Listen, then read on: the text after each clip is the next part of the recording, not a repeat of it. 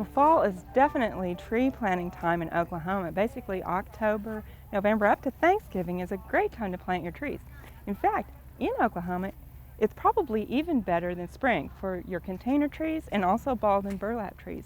The reason is that they can get their roots established and go into our hot summer already ready to take up water, whereas if they're planted in the spring, they're just barely getting established and then it turns hot on them. They may not be able to keep up with that. So it's a great time to do that, and many of you may be planting trees this year.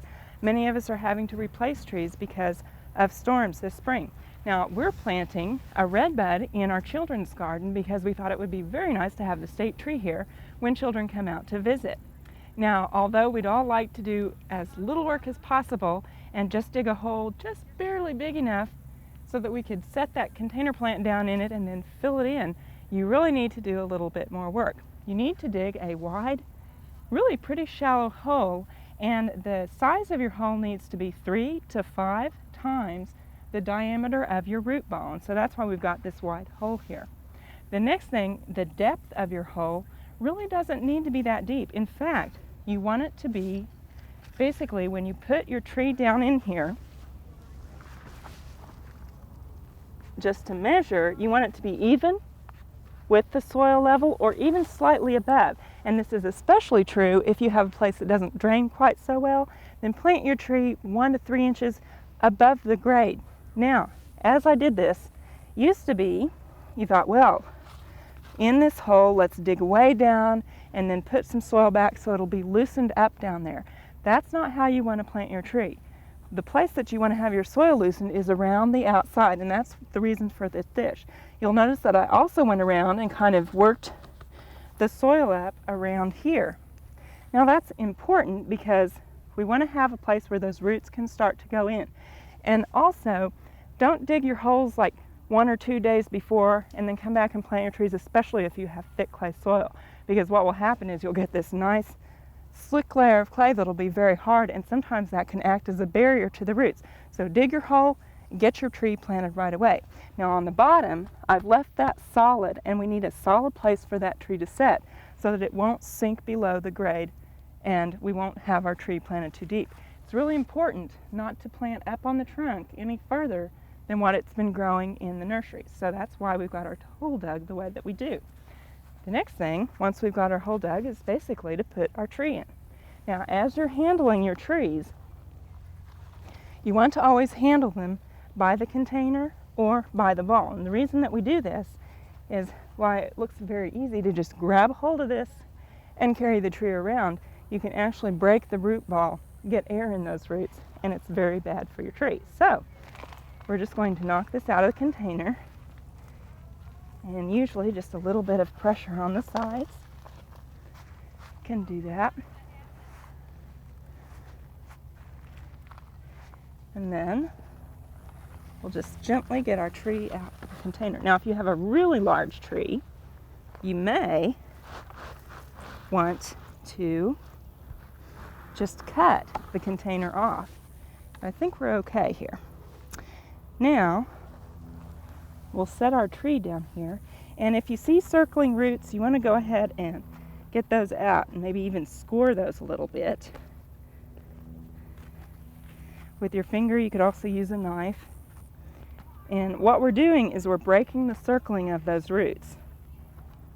So, if we don't do that, they may tend to keep circling. And luckily, this one doesn't have a lot of circling roots in it, which is a good thing. That's one of the things you want to look for when you choose a tree. Now, the next thing that I want to do is just start filling in the hole. Now, when I do this, I don't want to add any amendments to the backfill of the hole. I'm basically using the soil that was here and filling in the hole with that. So, we'll get started on that. Now, once you've got the soil in the hole, you're going to want to water it in really well. And this helps to settle the soil around the roots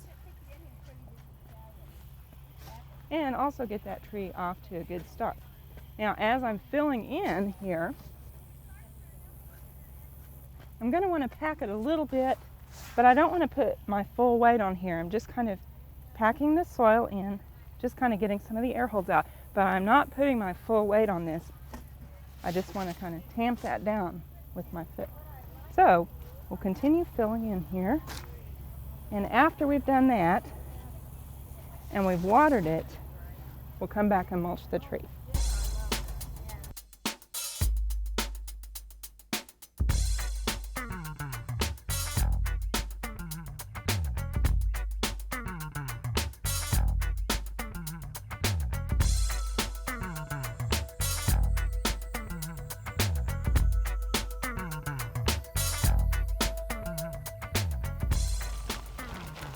Now our next step after we've watered our tree in is to mulch it. We've checked to make sure we had settling, and we want to put 1 to 3 inches of an organic mulch around the base of our tree. Now we want to have this out basically in our planting area that we dug up, or even larger than that. You can have a 5 or 6 foot diameter of mulch, and again 1 to 3 inches is good. Spread this out over the root ball here and out where the roots are going to grow. And you want to keep that anywhere from 2 to 4 inches from the base of the tree. Now the reason that you want to do this is if you've got it mounded against the base of the tree, one thing, over the winter rodents will live around there and they'll chew on the bark. And the other thing is that traps moisture in there around the base of the tree, and it can actually cause it to develop diseases. So if we've got it just out a ways from our tree, that's a good thing. But this is a very, very important step in the health of our tree, is to apply this mulch. And the reason that it is so important is, 1, it helps to conserve moisture in this area. 2, it helps to insulate the roots. It can help insulate them from cold, and it can also help insulate them from heat in the summertime. And the other thing that it helps insulate our tree from is kind of the quote-unquote disease that we like to call weed eater and mower blight. Basically, it keeps you from injuring your tree by trying to weed eat or mow up too close to it. And if you have a weed-free and grass-free mulch area here, that'll keep you from bumping into your tree. So that's another reason why it is really important. And also, that weed or grass-free area will just help keep other plants from robbing nutrients from the tree. Now, we didn't add anything to our soil here. We can come in next spring and give it some fertilizer and help it start growing. But we basically have got this tree off to a very, very good start.